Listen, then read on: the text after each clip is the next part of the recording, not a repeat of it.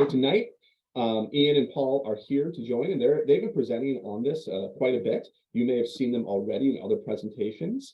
Tonight, they're going to give an overview and hopefully get into some deep dives with the questions that you guys have for them. So don't be afraid. Definitely, they're ready for you. So check out our website, phmath.org, for all the events that we're going to have coming up and all the trainings we'll be offering on the code and other Passhouse topics. But I'm thrilled to welcome them. So I'm just going to go ahead and turn things over here to Ian and Paul. Again, everyone else, keep yourself on mute for the duration of the presentation, ask questions here in the chat room, and we can use the raise hand feature at the end when we do an open Q&A. So Ian and Paul, hello, welcome, and feel free to join in now.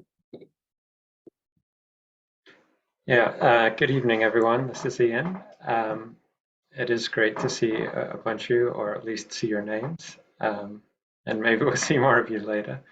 I know that DOER has done a number of presentations since November of last year on this.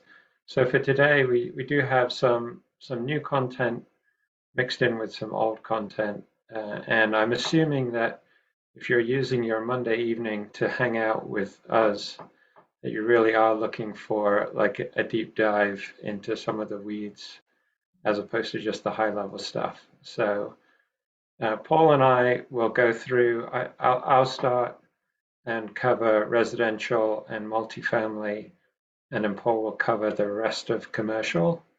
But we do want to make this time productive for you, so I would say please ask questions as you go along, and we'll try and gauge whether it makes sense to sort of plow on through or pause and take questions.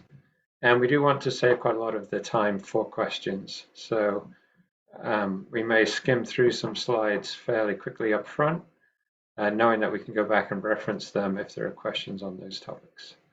So the goal is not to lull you to sleep here, but to get some engagement. Paul, do you want to say a quick hello before we get started? Yeah, hi everyone. Why don't we go ahead and get started? Yeah, okay, let's see if I can actually figure out changing slides here.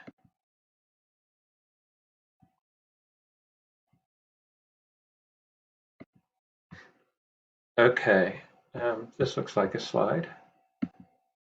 So this is a bit of a repeat from people who saw our November presentation, and I'm going to take a couple of slides just to remind ourselves why we care about building code. Obviously, you all care deeply about building code, but right now it is our primary state policy impacting new building emissions, and we're projecting by 2050 new buildings will be over a quarter of all of our built space. We're also seeing consistently that this is about the cheapest, and I hesitate to say easiest, way to get our building stock 2050 compliant. And as a reminder from Paul and I, as much as you, we have a legal limit in Massachusetts of at least a 50% reduction in greenhouse gases from 1990 by 2030, which is very soon.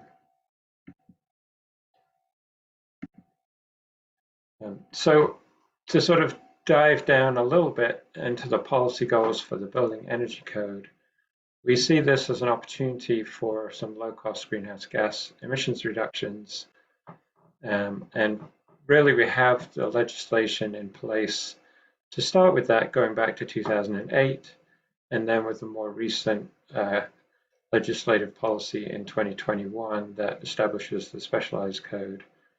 And then last year, we had another bill that starts the 10 community fossil fuel demonstration program. So we have the means to target these low-cost greenhouse gas emissions. We also see the need to plan for our future infrastructure needs, where we're projecting whatever scenario you look at in our climate, clean energy and climate plan roadmaps, a lot more electric use across the built environment and in transportation. And so we want to make sure that any new construction is building compatible infrastructure for that. So this is the new map of Massachusetts. We used to have a lovely mustard color for stretch code communities. So personally, I think this is an improvement, but I'm sure our color schemes could be further improved. What's new about this map is that we're now starting to track adoption of the specialized energy code. And so far, 4 cities, sort of highlighted on the right or at the bottom, have jumped in and said, more or less sight unseen, they're willing to adopt our specialized energy code. My sort of tracker is that there's about another 18 to 20 communities that are actively looking at specialized code adoption between now and July. And there are a handful of communities that are revisiting whether the stretch code is right for them and whether they want to go back to the base code. So it is a busy time for a lot of communities on this topic. So we now have 3 choices instead of 2, and this is sort of our counter of which communities are doing what. Right now, we're hoping that the specialized code is going to grow rapidly, but not so rapidly that practitioners can't manage the change in demand and the construction impacts. And I'll talk a little bit at the end about some resources that we hope we can bring to help with that transition. And then another thing to note on this slide is just that we're going to try and use this color scheme going forwards to indicate differences between base code, stretch code, and specialized code. So if you're colorblind, this is probably hopeless, but for the rest of you, I hope it's useful. So first of all, the base energy code. This is still under the purview of the BBRS, but actually as of January, it's more or less out of the hands of the BBRS for a few months.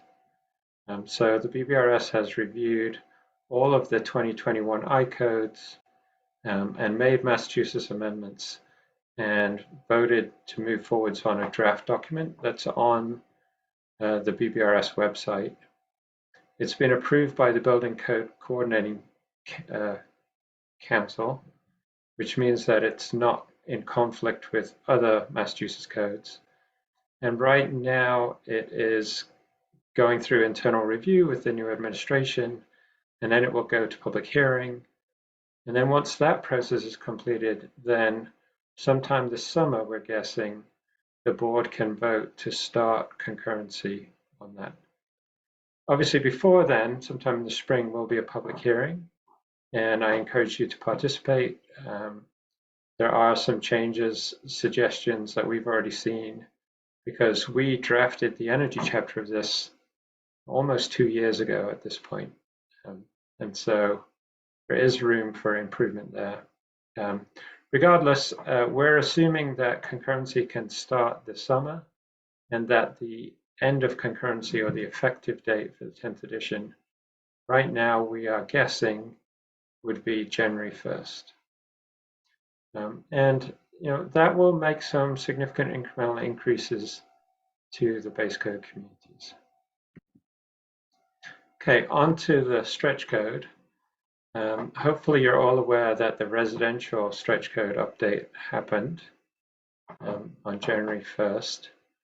And this impacts low-rise residential as defined in the IECC. We can talk about that definition if there's any questions. And notably, it also impacts additions and renovations in a way that it didn't in the past. That fall under that low-rise residential code. And we're gearing up for the start of the commercial, which includes multifamily update that takes effect July 1st. And we're hoping to have a lot more training and a lot more discussions like this before that comes out. And then a year after that, in July of 2024, there will be some further revisions to the low-rise residential and the multifamily requirements in the stretch code. So both residential and commercial chapters have some updates that take effect July of 2024. And I'll walk through those in a bit. Okay, now over in the specialized code, you can see our garish color scheme here being used. We're now in what we anticipated would be the sort of first wave of adoption, but is actually now going to be the second wave of adoption because 4 cities have already adopted. But there are, let's say, 20 or so communities planning to bring the specialized code to town meeting or city council vote this spring. And then we're recommending to them that they then take a 6+ month phase-in period and have the specialized code take effect on January 1st. Hopefully this is all unexciting and just refresher for you. So I'm going to keep going unless there are questions I don't see. Okay, so residential. So this is an attempt to sort of show the trajectory of the low-rise residential, which has been very much focused on HERS ratings for a long time. This is simplified because we often have more than one HERS rating option available, but it gives you a general idea. These periods are the past updates to the stretch code or base code. And then we have a bit more of a short-term focus on 2023 and 2024.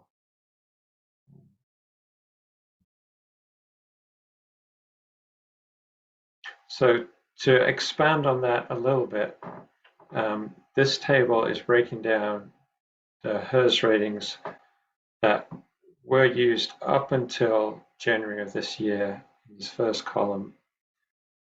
Those in effect right now from January 1st this year until July of 2024. And then what happens post July 1 of 2024. And on the left here, I've divvied it up into 4 different fuel uses as a way of sort of trying to demonstrate where the HERS ratings change. Now for this audience, I don't know how interested you are in the HERS rating numbers, so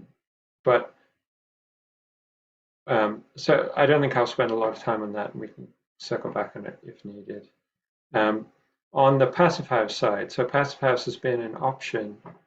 Actually, it's been an option in our code since 2012, but nobody used it for 10 years, for code compliance, that is. We're hoping to see that change now.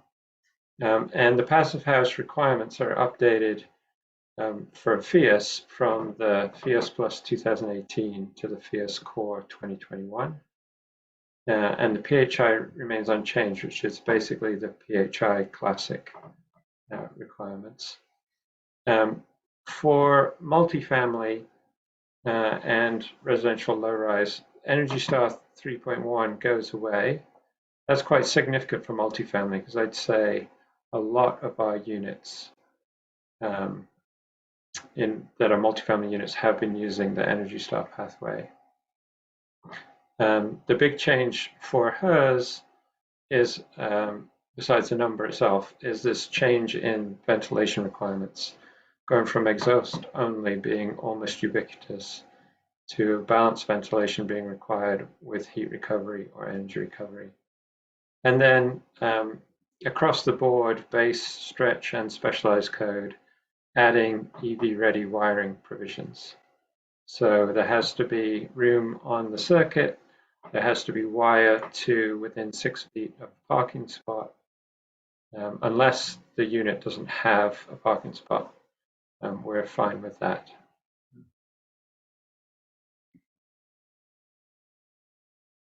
Okay. A lot of the questions that we've been getting recently have been focused on additions and alterations. So this is sort of an expansion in scope for the stretch code from what we've seen in prior years. and it's been creating a lot of questions for folks. So the first thing I would say is that most additions and alterations aren't going to trigger these HERS ratings, and that's by intent. The intent here is to try and address situations where a home is being bought by a developer, extensively renovated, oftentimes greatly increasing the size and changing the shape of the building, and then putting it back on the market, and being able to do that all through the prescriptive code. So the intent here is to have a HERS rating requirement for these major renovations or major additions. And those HERS ratings have existed in the stretch code for a while as an optional path, but they weren't getting a lot of use because the prescriptive path and using ResCheck was generally much more familiar and easier for builders. So starting with this January, we made that a requirement and made the HERS rating quite stringent for these renovations and additions. So the trigger here is for additions, it's over 1,000 square feet or more than the existing square footage. So if you have an 800 square foot house and you add another 800 square feet, then that would trigger this HERS requirement on that whole house. If you have a 2,000 square foot house and you add 800 square feet, then it wouldn't trigger. But if you have a 6,000 square foot house and you add 1,200 square feet, then that would trigger this. So that OR is doing a lot of work here. The same with extensive alterations or level 3 alterations. In the IRC is called extensive alterations. The definition of that is something that is altering more than 50% of the current square footage. And when we say square footage, we're talking here about conditioned floor area. So I see that's a question in the chat. Not the footprint, but the conditioned floor area. So if you have 3 stories, then all those floors count. But if you have a unconditioned porch or basement, then that doesn't count. And then if you have an unconditioned basement and you want to turn it into conditioned space, then we're treating that under the alterations rule of 1,000 square feet and more than 50% of the conditioned floor area, rather than as an addition. And the intent of additions here is growing the footprint of the house, either outwards or upwards. Okay, I will keep moving. And onto the specialized code. So in the specialized code, I thought the simplest way of describing this is more to look at the fuels used again, but to talk about HERS ratings with solar and without solar. And then there's a little bit of passive house as well. So essentially under the specialized code, if you're in a community that's adopted it, if the building is going to be all electric, then the HERS pathway of 45 is identical to the pathway under the stretch code. So there's no incremental requirement in specialized code for these low-rise homes that are all electric. It gets a lot more interesting if you want to add a mixed fuel home. So by mixed fuel, that includes biomass or propane, oil, natural gas. And there we're saying the HERS rating is 42 instead of 45, the same as the stretch code. But you also have to add solar if your site allows for solar. And the single family minimum amount of solar is 4 kilowatts. Now for multifamily, it's based on watts per square foot area. So the result of that is that if you have a mixed fuel home and solar, your HERS rating is going to be 42 before the solar credit. Then the solar is going to bring down the ResNet certified HERS rating. And you're going to be probably closer to 0 than to 42, but somewhere in that range. Now, if you have a mixed fuel building, but it's on a shaded site, maybe it's urban infill, or maybe it's got mature trees on the site, and we define how shaded is, then you can comply at 42 and not add solar, and so your final HERS rating will still be somewhere around just under 42, probably. If you have a mixed fuel building that's over 4,000 square feet, however, then we do require you, and it's not shaded, to go above and beyond the 4 kilowatt minimum and go all the way to HERS 0 for that home, with HERS 42 as sort of the minimum level of efficiency. Now, if you are over 4,000 square feet, you can also choose passive house. And then if there's a solar opportunity, then you'd have to use FIAS 0. Or you could try using PHI and somehow show that you have solar to offset. That's not ruled out. And then if you do passive house and you're under 4,000 square feet for an individual unit, then you don't have to worry about solar. So there's a little bit of an incentive to go passive house with these units.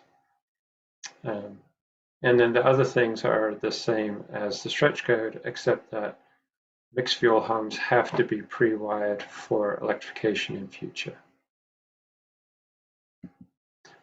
Okay, so we're asking a lot of the construction industry here. So we did do some cost justification.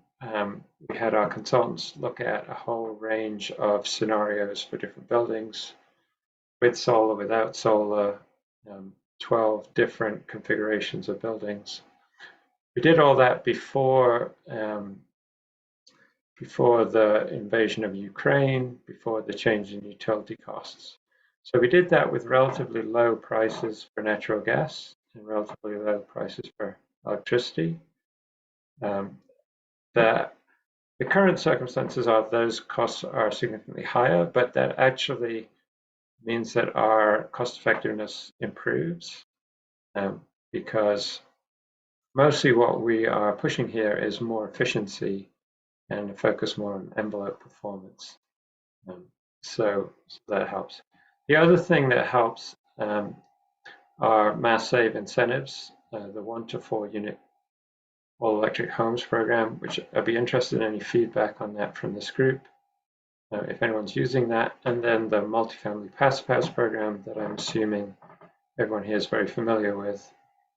And then added to that are some new federal incentives, the 45L tax credit that got rewritten and does require Energy Star homes, but also the HERS ratings portions of that, and the 170/90 tax credit, which again, you probably know more about than I do, but I do think it's important to flag these as change in the equation. Okay, I'm going to quickly go through passive house through multifamily and passive house, and then I'll turn it over to Paul. So here's the timeline for multifamily specifically, as opposed to low rise. So right now, assuming your multifamily is not in the IECC definition of low rise residential, then you're still under the 9th edition stretch code.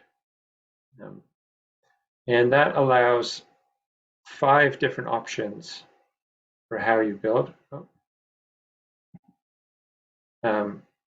But you can only use the ASHRAE option if you're over 5 stories, because the current stretch code requires R-use units 4 stories and less to do one of the residential options, HERS, Energy Star, or passive house.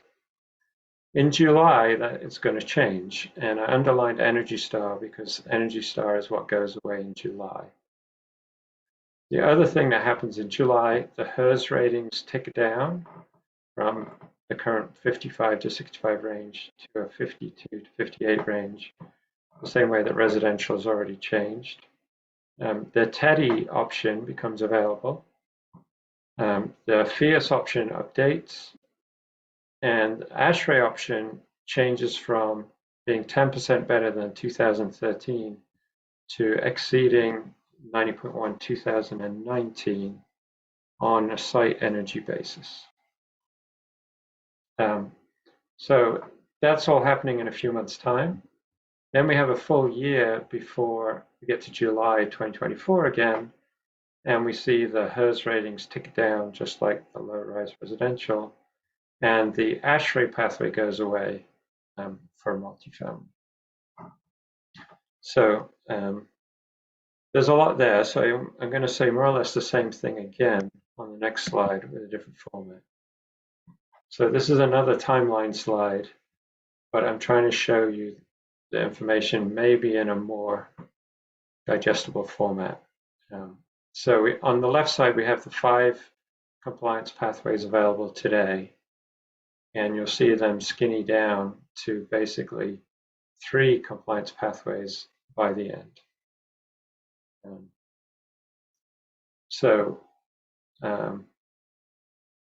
Yeah, I don't know that there's a lot to repeat there, but as a reference slide, this one might be easier. And this is under the stretch code. So under the stretch code, you always have multiple options, and we're not requiring you to use TEDI or requiring you to use Passive House or requiring you to use HERS. You can choose based on the project. Okay, on to the specialized code. So another set of dates, not to be confused with the other dates, but essentially I'm starting this calendar with this July, because this July is when the first 4 cities effectively adopt the specialized code. For a multifamily, that means right away a Passive House is required for, I should say, up to 5 stories rather than 5+ stories. So if you're in the commercial code, so 4 stories or 5 stories, then you're required to do Passive House starting July in these 4 cities. And then for 6 stories and above, you have the option of Passive House or TEDI or HERS. Then on January 1st, when we get the second wave of towns and cities, then it simplifies the picture a little bit. And essentially, anything that would fall under the commercial code that's multifamily would be required to meet Passive House, either FIAS or PHI. And then smaller buildings under 12,000 square feet essentially follow the residential low-rise choices, which allows Passive House or HERS at 45 and 42. And then 6 months after that, we get the third round of municipalities, but nothing really changes. So it sort of stabilizes after January of next year as pretty simple choice, Passive House for a larger multifamily and HERS for smaller multifamily. Now, one thing I would say there is you can define where the Passive House envelope ends in a mixed-use building. A building like Finch Cambridge is a good example of this, where there's some spaces in that building that are not residential units, and they're outside the Passive House envelope. So you don't have to follow it for those. So this is the same idea of showing that information again, but in table format, and essentially showing that from January 2024 onwards, the ASHRAE pathway goes away, and that already the HERS pathway in specialized code is only really used below 12,000 square feet. So That is the summary of low-rise and multifamily. And next up is Paul to talk about commercial. Hello, can everyone hear me okay? Great. Thanks so much, Aaron, for inviting us. Ian, do you want to just flip to the next slide? Awesome, thanks. So there's a lot of changes in the commercial code for the stretch code. So we're not talking about specialized yet. We're talking about regular stretch code that goes into effect 1 July. So on 1 July, we're going to change from the current structure of our stretch code, which is kind of characterized on the left side there. And the current structure of our stretch code has a regulation around total site energy reduction to achieve a certain percent reduction. And we're replacing that with a new approach which focuses on heating and cooling demand reduction. And those reductions are quite large. So we'll talk about how we do that and why we do that in a moment. Other changes in the coming stretch code is that it applies to all building sizes in that stretch code community. So it's no longer the case that it used to be that a building had to be quite large to be subject to stretch code. That goes away. And it also applies to all additions and alterations. I'm getting a lot of typing. I don't know if that's you, Ian. Oh, sorry, I'll mute. It's okay. So those are the big changes. Let's talk about them a little bit further. If you wouldn't mind advancing one slide, Ian.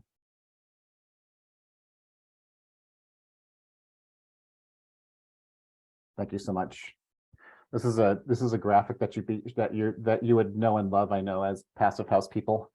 So the way that we're approaching the code in this coming stretch code is to really focus on reducing heating and cooling demand.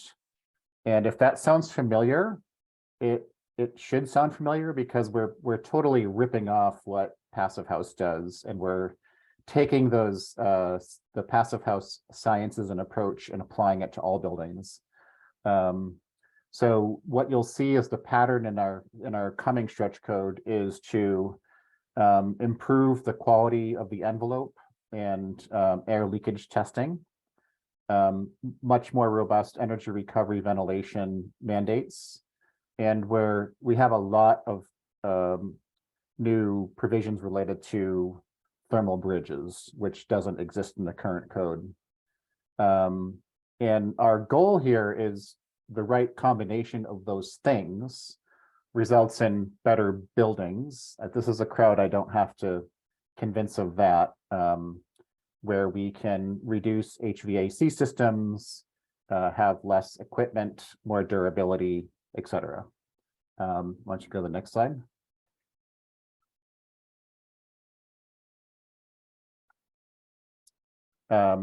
We did a extensive study with Consigli Construction, BR+A, Bureau Happold, Stephen Winters, and NBI.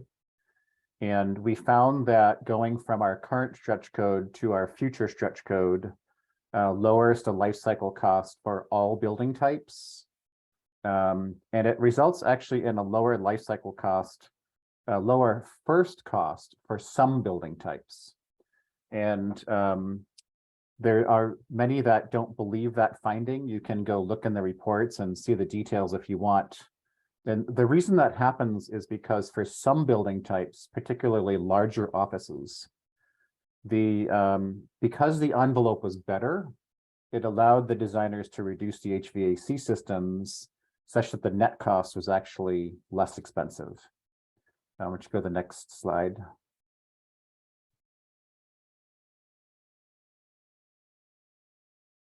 Okay, so one of the big changes is that we're going to switch from regulating total energy use to regulating particular types of energy use through mandates on limiting the heating TEDI and the cooling TEDI. And the TEDI stands for the thermal energy demand intensity. So you can see the definitions there. If we just distinguish this from EUI, it's a little bit different than EUI, even though it has the same units. So it's really a function of a heating teddy is a function of the performance of the envelope and energy recovery systems, as well as the aperture of the windows, the thermal mass of the building, the ability of the building to capture solar gains. The cooling teddy is also a function of those things, as well as the effect from external shading. So all those things go into those two values, and those are the same kind of settings that Passive House uses. Why don't you go to the next slide? These are the particular teddy limits that are mandatory. So it depends on the limit depends on the building type as well as the size. So that's why you see a range there. So you see 2.2 to 2.4, depends on whether it's a smaller or a large school building, etc.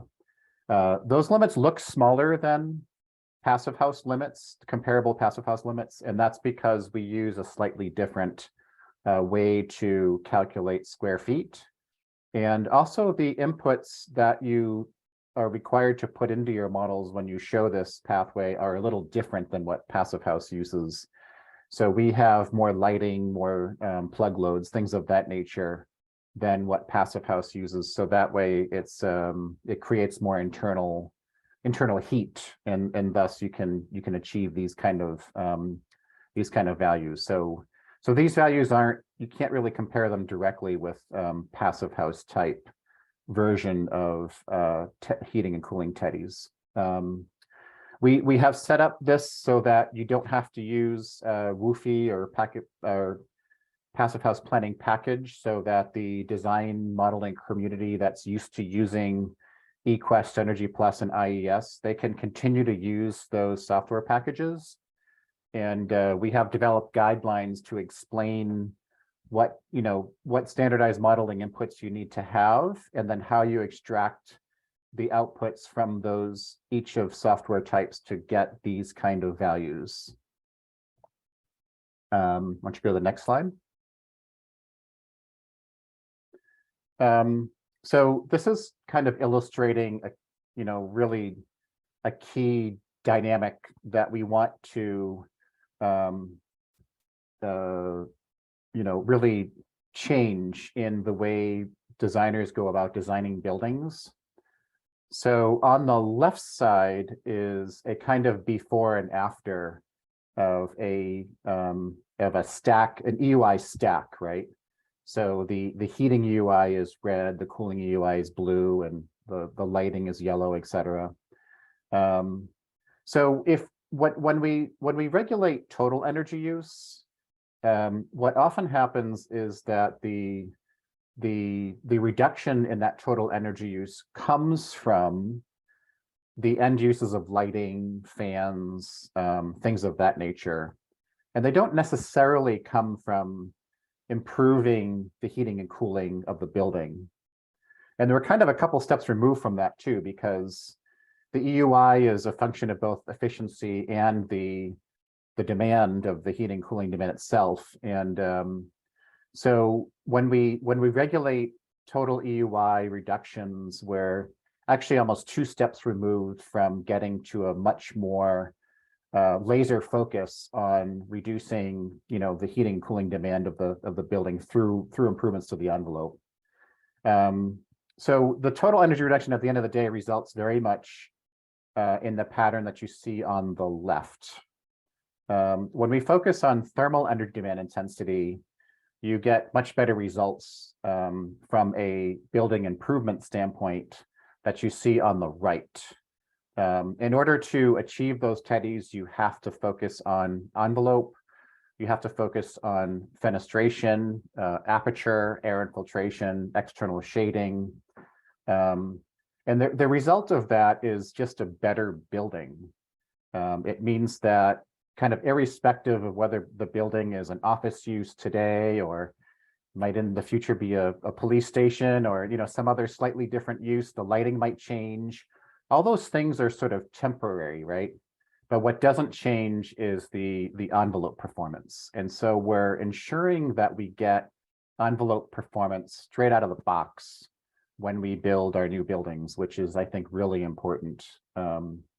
So getting better buildings at the end of the process. This kind of goes back to one of the fundamental concepts that we struggled with in developing all this, is that not all BTUs are the same. So it's much better for us to reduce fossil fuel use and BTU use and energy use related to heating and cooling, more so than it is to reduce energy use of lighting, for example. Why don't you go to the next slide, Ian? The outcome of this is just better buildings in terms of resilience. You can imagine a building that has focused on envelope is going to perform much better from a resilient standpoint than a building that's focused on reducing its lighting. One of the key outcomes of this is to make sure that we can easily electrify your buildings.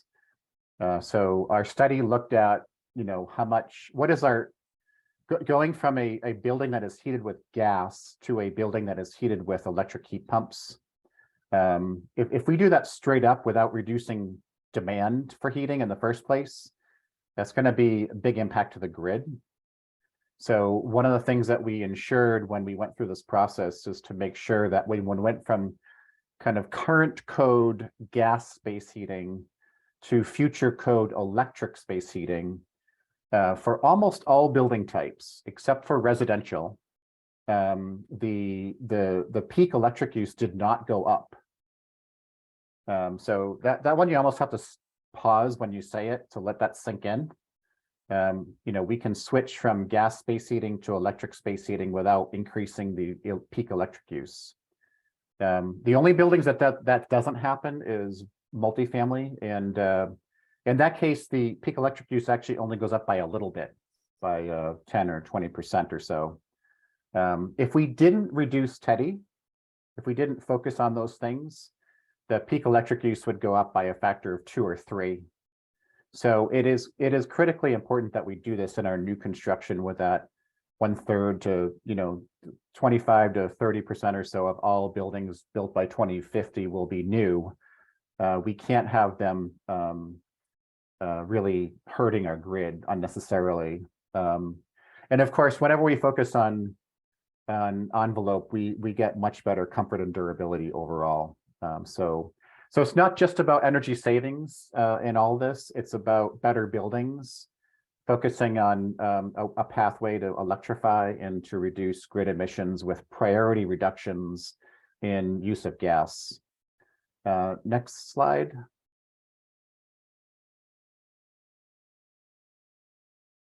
There's other pretty big modifications in the stretch code. We have some additional stringency in our envelope backstop.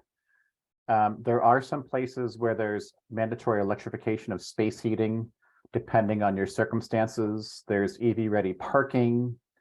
There is better language to deal with tenant spaces and treats them like new construction. So there was a lot of examples where there would be a core and shell building built new, and then the first tenant would move in and be coded as a renovation or an alteration, and thus, get out of a lot of requirements. So we're putting a stop to that with some better language in our code. And then dealing with mixed use buildings, which our code really didn't treat well. So we've got a process to treat those better. Why don't you go to the next slide? So another big change, as I mentioned, is the stretch code didn't used to apply to additions or alterations of any sort. And now it does. So, and the way that we apply stretch code depends on what you're doing. So just reading down the table, if you have additions that are up to 100% of the size of the existing building, or up to 20,000 square feet. So if you're below both of those things, then you follow the stretch code rules prescriptively. You don't. So what you're doing in that case is you don't have to do the TEDI compliance in terms of using modeling but you do have to show that you're complying with all of the prescriptive values in the stretch code. If your addition is larger than either of those two things, then you treat the addition like new construction. So you would do TEDI modeling, etc. If you're altering an existing building, then any altered parts have to follow the prescriptive stretch code. And the code doesn't make you chase out things that you're not planning on altering. So if you're not touching it, you don't have to update it. That's the way the alteration rules read. But there is a change of use provision, which I think has often been ignored. And we didn't actually change this in the in our updates. So this is just a reminder, if the building has a change of use, the whole building is no longer treated as an alteration, it's treated as new construction. So if you have an office building and you're changing it to multifamily use, that's supposed to be treated like new construction. Now, we did write in an accommodation that would be treated prescriptively. So in those circumstances, you wouldn't have to follow the TEDI compliance, et cetera. Why don't you go to the next slide? I think, Ian, you take it back here, right? At least for the next two slides.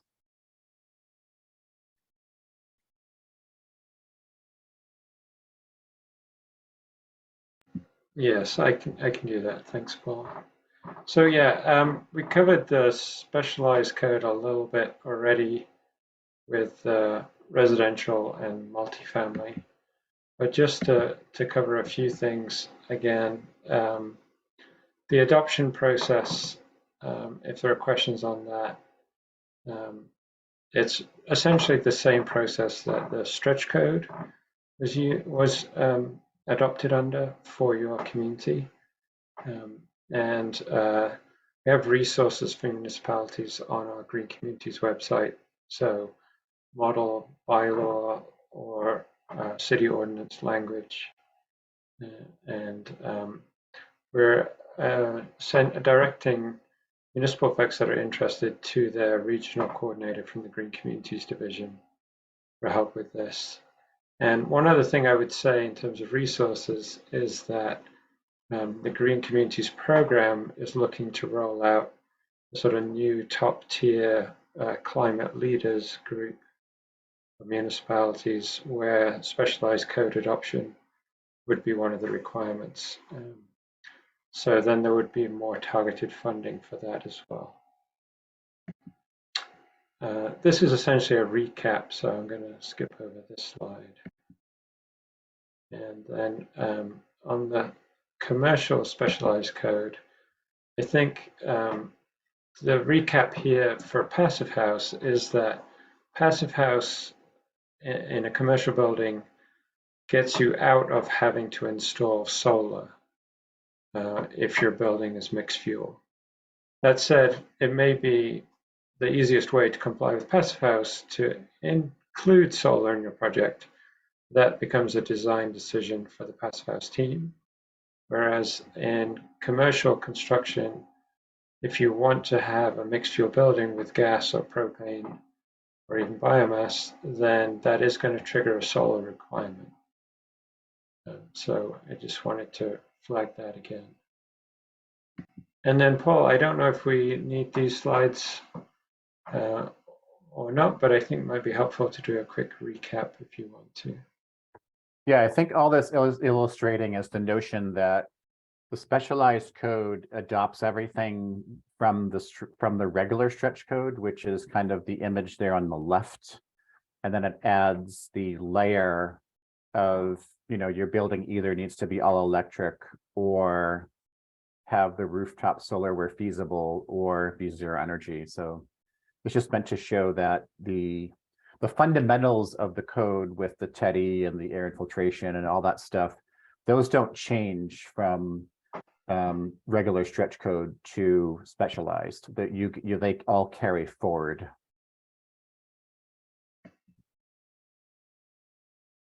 And that remains true even with lab buildings and other high ventilation uses, but the requirements are slightly different. Mhm.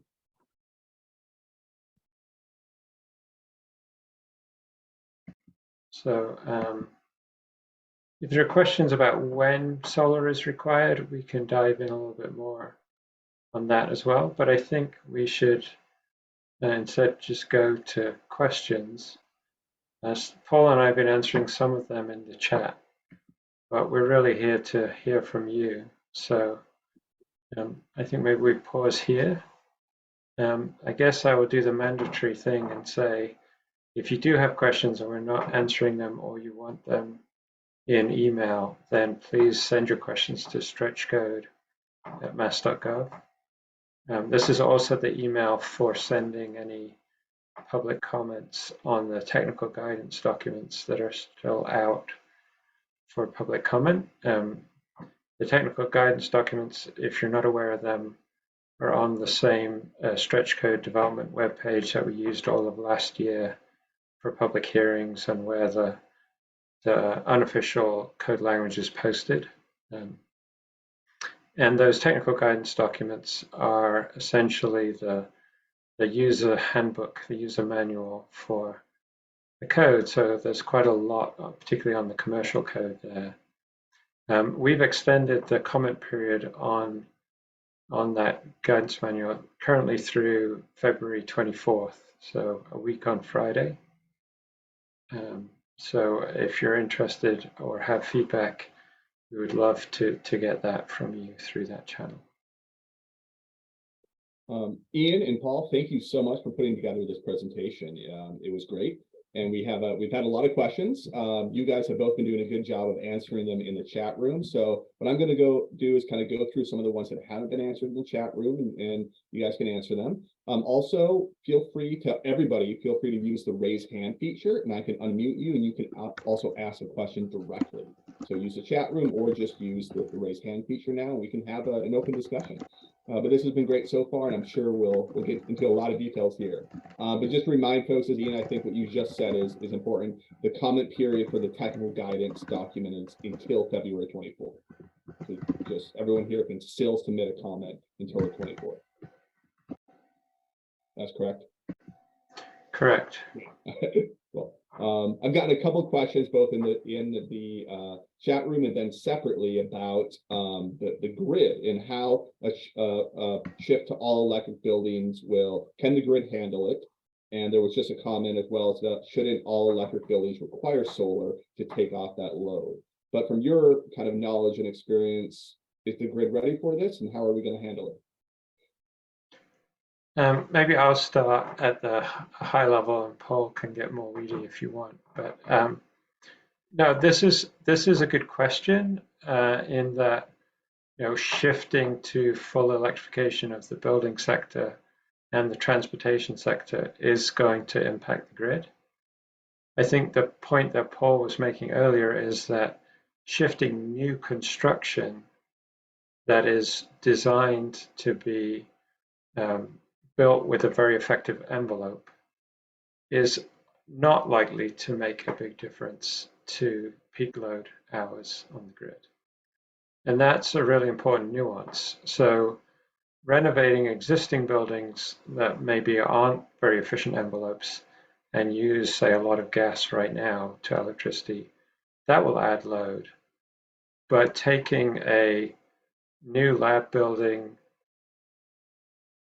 or a new school building that was going to be heated on gas and air conditioned, and then making that all electric for heating and still air conditioned, probably isn't going to have a grid impact if it's a well-designed new building. And so that was something that our energy policy team that works on grid infrastructure was very keen for us to include in the building code. And it's yet another reason why focusing on the envelope first and doing things like TEDI or HERS ratings in the 40s, or many of the changes that you see in the code, make a lot of sense, not just for the project, but for the grid overall. The one portion of the stretch code that is going to add load, irregardless, is the EV pre-wiring that we're putting in. And transportation is going to add load. But again, transportation doesn't need to add peak load. And we have incentives in the commercial stretch code language for managed charging. And we really want to see the infrastructure in place that allows for load shifting from EV charging. And that's the direction that the industry is going in. So you're adding electrical requirements to the building site, but hopefully that can actually be net beneficial to the grid once that's properly installed, because you're then adding a lot of mobile storage capacity to some of these sites. And the technology is rapidly coming into place where you can at least curtail charging and in some cases even send load back to the grid in peak hours. So we could talk for hours about that if people want, but I'll pause there.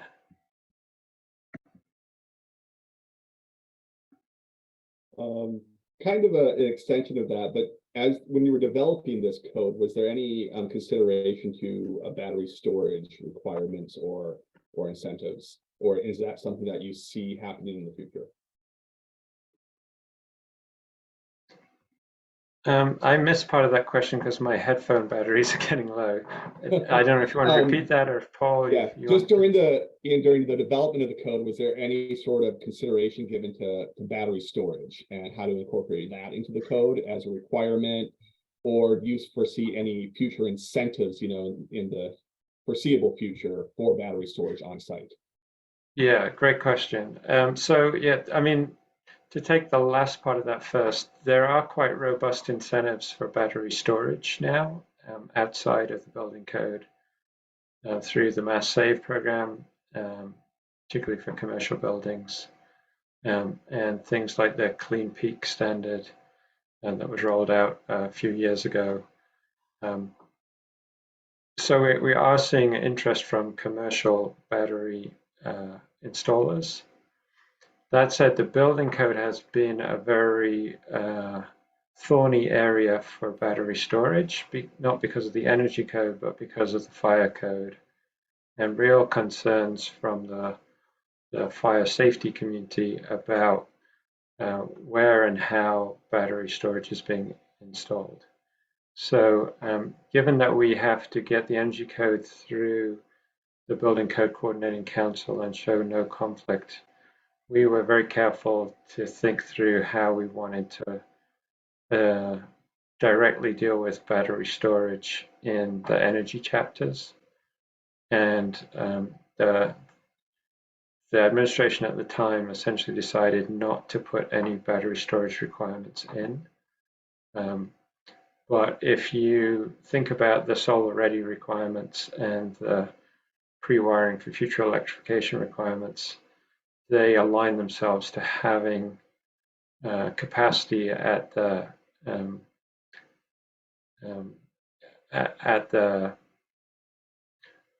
forgetting the term now, at the panel, at the electric panel, to be able to integrate battery storage.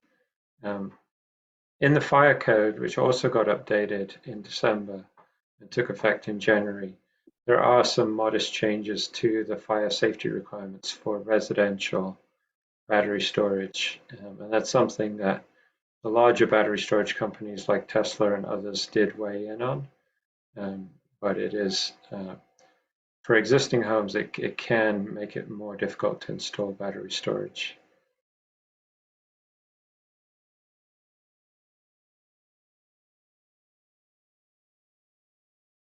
Sorry, I was still on mute there. Shifting gears to a different type of question here. You mentioned there was a difference in how Teddy calculated square footage versus Passive House.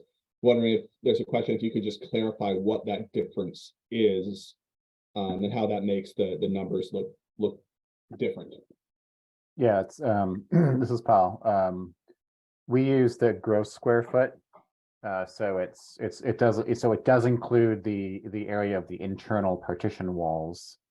in our calc, where Passive House usually does not do that. So the denominator in our kBTUs per square foot becomes larger, and that makes the numbers smaller. So though Teddy may look to be a tighter requirement, it actually isn't compared to Passive House. Yeah, that's correct. And there is another thing going on too, which we have, the guidelines will show you the internal loads that we're making those prescriptive. So you have prescriptive lighting, you have prescriptive people, you have prescriptive schedules. So this way people can't game with, having more or less people in the building to, fake out the Teddy. So those are all prescriptively done, and those loads are generally larger than what you might typically use in a Passive House model. So for those two reasons, the Teddy limits look different than what you might be used to from your work with FIAS and PHI. Great, thanks for clarifying that. And a reminder to folks, you can use the raise hand feature, and I'll let you ask a question directly so you can get yours answered here. But well, Hank, actually, you have your hand up, so let's go for that. Can you hear me now? Yep. Great. So, Ian, you mentioned the Green Communities website having articles to help municipalities put together their warrant articles for adoption and that type of thing, which is great. What do you have in place or foresee putting in place in the way of training for building departments, et cetera, on these new codes? We're getting the sense that there's an awful lot of anxiety about what these codes mean. And you mentioned at the outset that this new stretch code may cause some stretch code communities to reconsider whether they should drop it and go back to a base code. And it feels like training to help people understand what this really means and not be so afraid of it is going to be critical to avoid that type of outcome. Yeah, great topic, Hank, and one that we've certainly been giving a lot of thought to. So both training and clear information are critical, and that's why we are focused on the technical guidance right now. We want to make sure that people are looking at the code and coming to the same conclusions as us, and there's been some amount of looking at the code and coming to different conclusions, and that's unavoidable. So the way around that, we think, is to get the technical guidance to be more comprehensive and robust and be a resource for people, and then to really ramp up training. Hank, I think you're aware, but the Mass Save program has been sponsoring energy code training through the 3-year plans for a while, and they committed in this 3-year plan to fund energy code training, including through this transition. I don't think that they were fully aware of how big of a change this was going to be. We have been going through this process for a year, but I still think it caught people by surprise. And so the Mass Save folks, PSD is their main vendor. They have been working very hard once they got the okay to try and put out training. But they were doing that with a fairly small team. And all of a sudden, 300 communities changed their code. And some of those are looking at going to a specialized code that's new. Some of them are thinking about going back to the base code, and no one's quite sure when the BBRS is going to finish their process, and you can see why that might be overwhelming to them. So we're trying to collaborate and complement what they're doing on training. And then we're also looking at some of the federal resources. The first infrastructure bill had resources for energy code support. including stretch codes. And so we've been waiting and waiting for that funding to come through. So I'm talking about the first infrastructure bill, the COVID relief bill. That funding got put out in December for us to issue concept papers on. And so we've put in and asked for several $1 million of funding to help both with outreach to cities and towns with a focus on cities and towns with environmental justice populations in. They're the ones that we most want to not backslide on building code and get the benefits of early investment in electrification. So we want to ramp up our Green Communities team with additional resources to support them. And we also want to expand the training. And for affordable housing in particular, we're asking for funding for stipends for design teams to make sure that the construction details that they spend hours designing and putting together actually get implemented in the field. So we're waiting on DOE to see if they will allow us to move forwards with a full proposal, and if they'll accept our budget request or they want us to ask for less money. But we are working to bring some resources to this training and outreach situation. That said, if you have particular thoughts on how to do that well, we welcome input on that, and we can put that in front of Mass Save or think about it with state resources as well. Yeah, I think that's great. I think it's worth underscoring that what you're saying here is that the technical guide documents, those are documents which are out now that people can review, that people can comment on. The code itself is written. So a lot of what you presented tonight, people can comment on it, but it's not likely to change because it's been adopted. But the technical guide documents, which you haven't discussed too much tonight, are extensive. I mean, it's a very extensive package, and people should be looking at those to really see if they can find points there which are confusing or which could make it easier for people to understand the implications of the new code. One last question. The IRA programs have two programs that have to be put in place by effectively by the state. They're the HEEH rebate program, which theoretically is up to $14,000 a unit, and the HEBP whole house rebate program.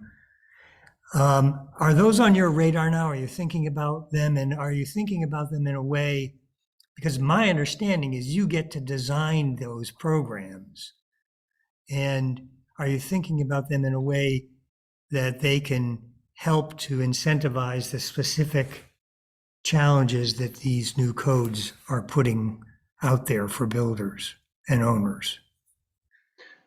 Yeah, we could spend quite a lot of time on federal funding, but I'll give you the Cliff Notes version. So I think what you referred to there's about 150 million that will come to the State Energy Office through an electrification rebates program and then a sort of whole house performance program. We can use that on new construction or existing buildings. We can use that on single family or multifamily. $150 million in Massachusetts, where we spend $1 billion or invest $1 billion a year through Mass Save, is not a massive amount of money over the 5 or 7 years that we have to use that money. So I don't think that we're planning to use it. This is very preliminary. Nothing's been decided. You can weigh in on this. But at the moment, we're not thinking that new construction is where that money should go. We're thinking that should go to existing building renovations, maybe with an emphasis on multifamily rental properties, and that kind of thing. So we also will be submitting comments to DOE on how we would like to be allowed to implement that program.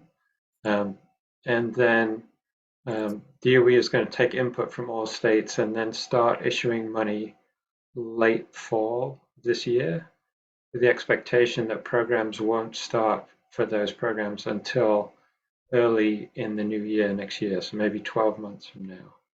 So if you're waiting to install a heat pump because you think you're going to get $8,000 rebates from the state energy office, that's not happening this calendar year, and it's probably never happening for new construction. We also want to think about sort of how to align that federal money with our mass save programs. We're very fortunate compared to many other states in that we have sort of long-term funding for these things. And I don't think we want to have a situation where we go from, an existing home getting a $10,000 heat pump rebate, thinking that if they hold out, they might get $18,000. We're not going to do that. That's just going to complicate an already crowded supply chain for equipment and shortage of contractors into like a short-term feeding frenzy and then a market crash. So we're trying to take the long view on these federal dollars, particularly in the case like that where they're limited. What I would point people to instead are the tax credits, which are unlimited, and say if you're a builder and you're not up to speed on 45L or 169, I forget what the letter is, like that is an unlimited pot of money that is available for about 10 years. And that's where you should be thinking about, should we be giving feedback to DOE on streamlining that? Are there ways to make that easier for you to qualify for with the quality of projects that we're seeing in the Massachusetts Code? We want every new construction project to be getting federal tax credits for that work. And we're fine with that being combined with mass save incentives, because those two things are sustainable sources of funding. Unfortunately, it's the one-off sources of funding that have been getting the most attention, and they're almost the least valuable.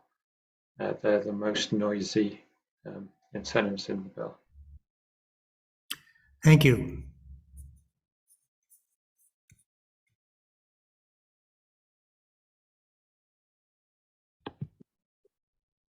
If folks have more questions, please use the raise hand feature or put them in the chat room.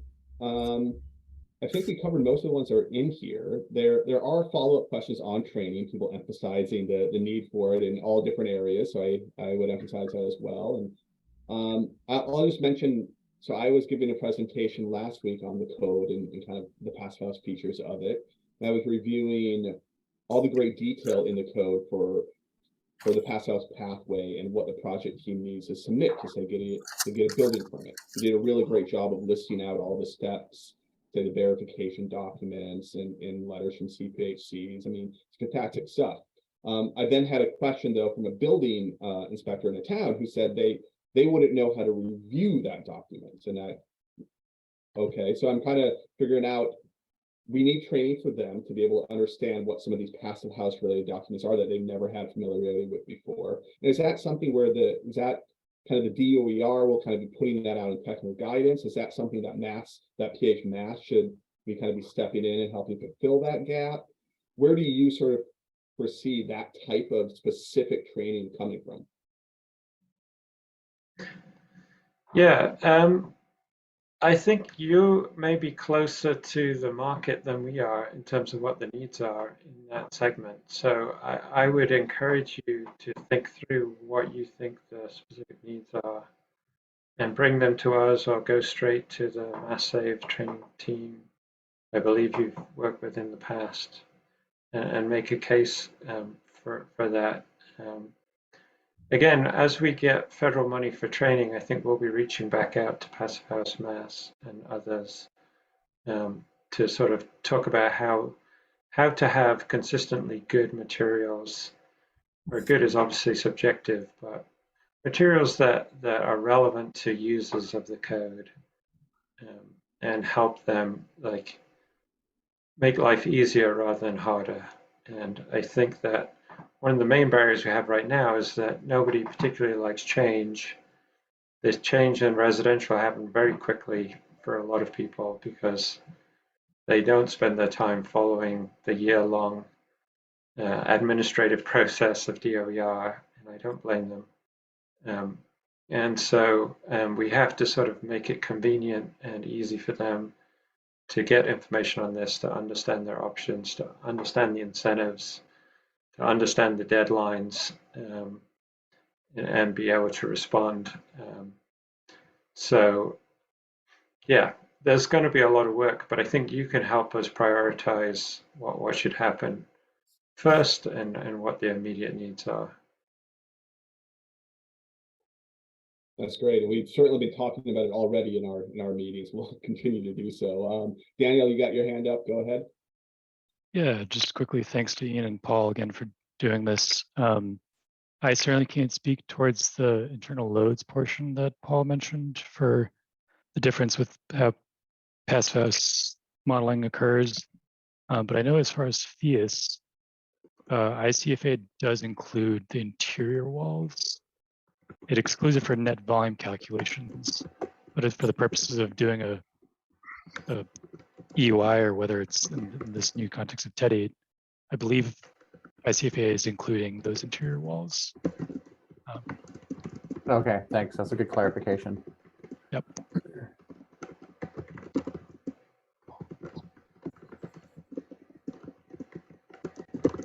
Both Ian and Paul, there's lots of great discussion in the chat room, some comments for you guys to take back. I won't read through all of them. You can look through there. I think there's stuff for you to address after this.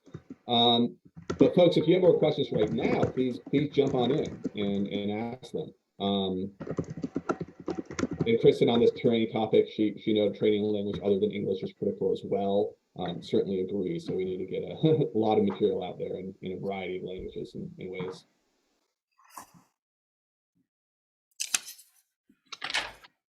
Yeah, just on the language side, I think that's one of the reasons why we are asking DOE for funding for particularly working with environmental justice communities, and just doing a better job than we have historically of being accessible in our rules, regulations, and incentives to communities that don't actively participate at the moment in these things.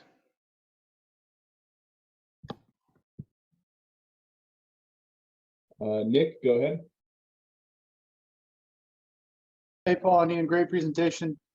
Aaron, could you set up a work group within Passive House Mass where we could review the technical documents and then see where builders might have, or inspectors might have trouble? And then we can base our recommendations on, like, I haven't reviewed the technical documents, so maybe if we had a working session where we could go through it and then sort of approach it from the market side of it, like the people have never seen it before.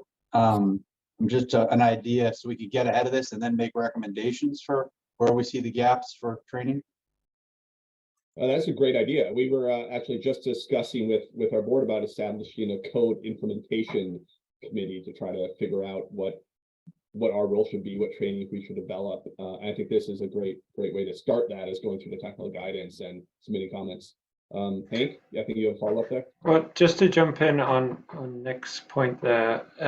So I don't want you to think that the technical guidance public comment is your one and only chance to participate.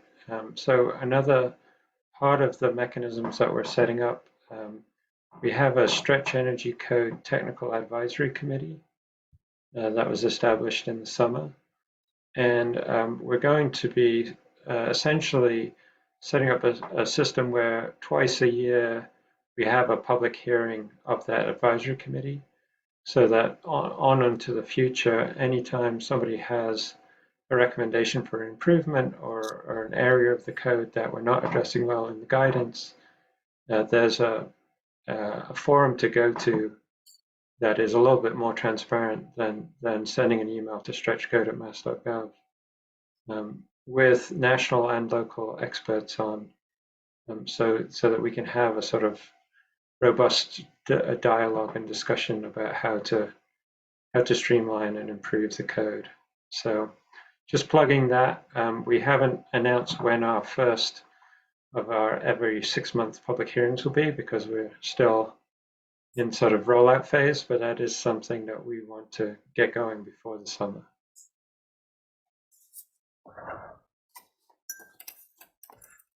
Emerson, you got your hand up? Yes, thank you. I appreciate the information coming out here. So I'm the immediate past president of the State Builders Association, and we just met with the Building Officials Association. Two of the four were represented, and spoke about reaching out so we can hopefully with you all create some on-site, possibly in 4 areas of the state, some joint training for both builders, developers, and building officials at the same time. Kind of a big undertaking, but with the size of this, new code and the ramifications, and the amount of confusion around all of it, we thought that that was a great way forward. So you will be hearing from us in conjunction with the building officials shortly. That's great, and I appreciate you coordinating with them. And if you haven't already started a dialogue with PSD around the Mass Save training, I think let's bring them into the discussion as well. All right, thank you.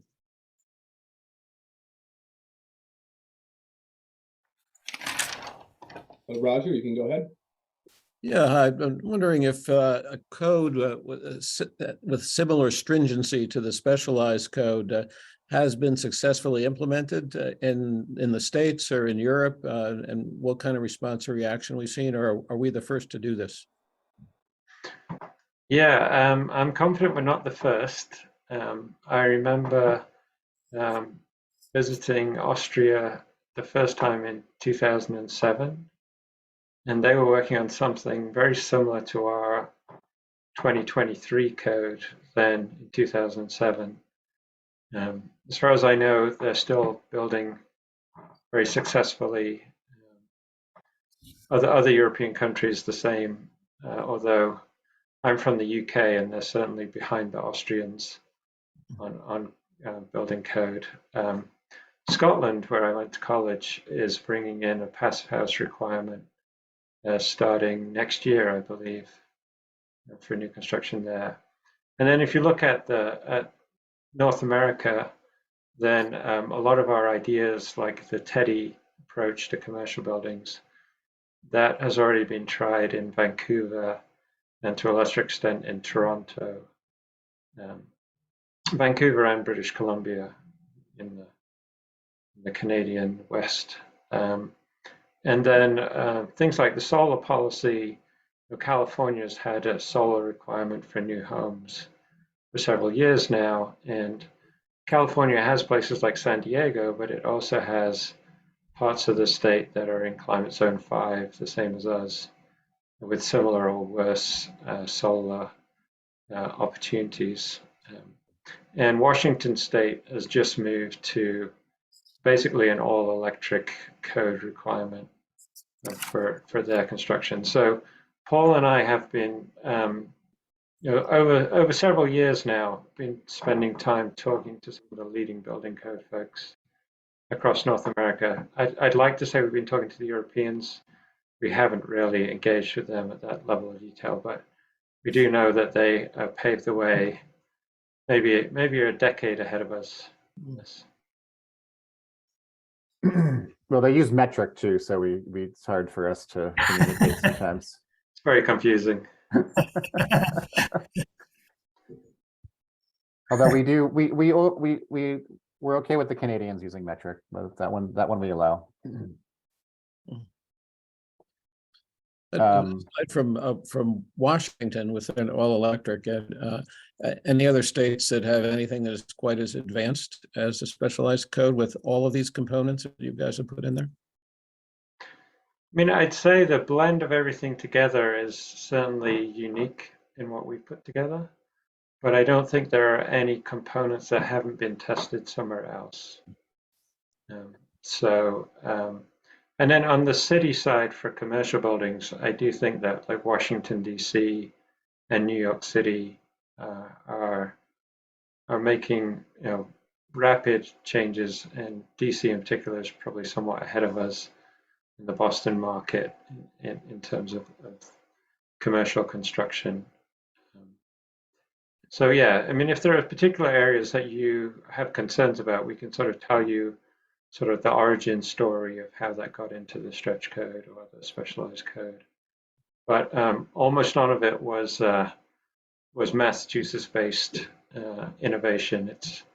It's stealing good ideas from other people. Great, thanks. But we generously took from the experience of Passive House. So I mean, in broad strokes, the success of Passive House really shows the success of this overall approach of focusing on thermal energy demand, whether that's reflective in a TEDI requirement or whether it's reflective in the prescriptive requirements themselves or in the HERS requirements, which as you get down into HERS 40s, you've got to be focusing on envelope more than just, mechanical equipment. So whatever flavor there is for what makes it mandatory, the underlying approach is always the same, which is a focus on envelope performance, air infiltration, and energy recovery. And that's the ones that we saw that were being successful doing that is the Passive House community. And we see that working well, across all the climate zones, lots of different kinds of economies. So it's been proven again and again as a successful way to do, emissions reduction, electrification, better resilience. And just, sorry, ahead. I wanted to jump in and sort of remind you of something I said at the start. Like, we are legally mandated to get a 50% reduction in greenhouse gases by 2030. So that is a mammoth task, but it's also like now our job. And so new construction is going to be very much necessary to help us with that decarbonization effort. And we see already significant spillover from new construction practices into existing building renovations. I think existing building renovations, we can probably all agree, are generally going to be harder, more complex, more expensive. And so we need to kind of pave the way and grow the supply chain and build the workforce skills in new construction to make it economically viable to accelerate the decarbonization of existing buildings. And at the same time, we have to be helping out with the infrastructure for the transportation sector. So we have a sort of multi-sector challenge. And if we didn't have that, then I think there would be a case for maybe slowing down the building code. But given that context and our legal requirements, that makes the case for going as rapidly as we can without breaking the system for new construction. And so I think that's been a kind of mindset change that really occurred during the Baker administration once they started to understand what's needed. And I expect that will be continued by the Healy administration, which is still sort of finding its feet.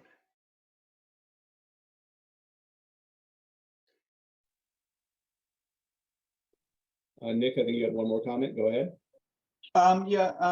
Ian, just one thing to plant a seed for a vision for what this might look like for training options and information if it was well done.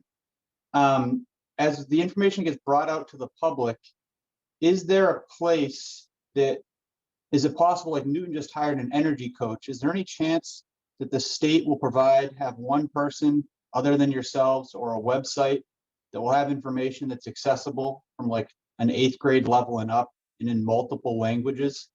So like, if anybody has a question where they can go and get answers without calling an inspector or without having to, basically like Newton just hired an energy coach and they can call and get questions from that person.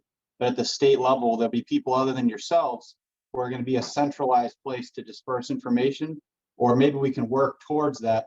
And then also to have a video library, because so much the way the trades learn right now is through YouTube and short videos, where we have YouTube videos for every part of this, like every phase of the construction, what this means and what to look out for. So I'm happy to work on this and make ideas, but I think there needs to be a central resource library that's really well curated for every level and for each trade, because it'll avoid a lot of headaches when people can just say, oh, that's how you do it, because seeing is believing, and right now it's not really visible to people how to do this stuff. So just an idea. Yeah, no, some great ideas there, and some of those we are looking for funding on already.